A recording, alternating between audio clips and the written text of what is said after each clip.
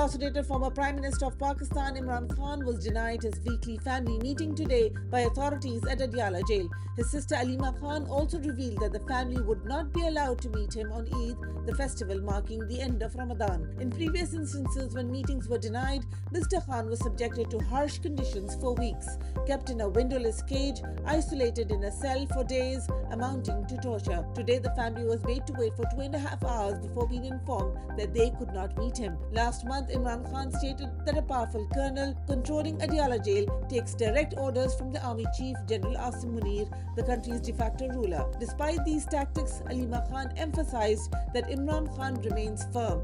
Quote, Imran Khan is strong and he has faith in Allah. He will not ask anyone for assistance, unquote. Mr. Khan has repeatedly stated that he will exhaust all legal avenues in his cases and will not seek a deal for his release. He has now been held for 598 days by the Pakistani military government.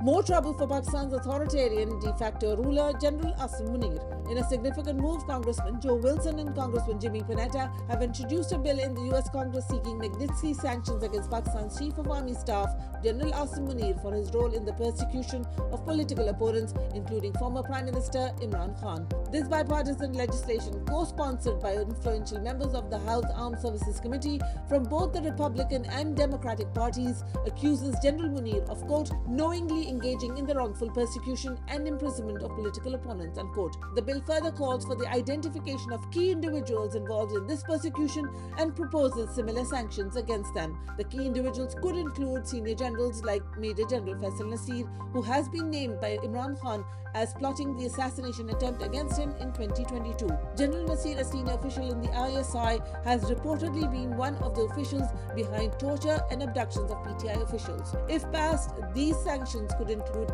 asset freezes and visa bans, significantly impacting the Pakistani military's global standing.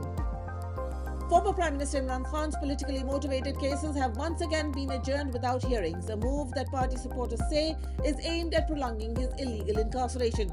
Mr. Khan, currently held in a maximum security prison cell controlled by the powerful military, remains detained in the Toshakhana State Gift Repository case. His bail hearing has not been scheduled for weeks. Today, a judge widely believed to be allied with the military and recently inducted into the High Court adjourned the hearing without allowing Mr. Khan's counsel to begin arguments. Similarly, in another case, one of over 200 against him, Mr. Khan's trial was set to take place inside Adiala jail. These trials provide family, media and lawyers access to him, but this hearing was also adjourned. Mr. Khan's wife, Busha Bibi, who is also implicated in this case, has been held for nearly a year.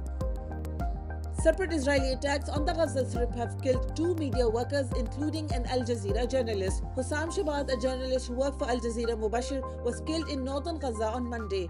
Witnesses told the network that his car was targeted in the eastern part of Beit Lahia. Reporting from Deir al-Bala in central Gaza, Al Jazeera's Tariq Abu Azoum said Shabbat 23 had been previously wounded in another Israeli attack, but he insisted on continuing news reporting in Gaza.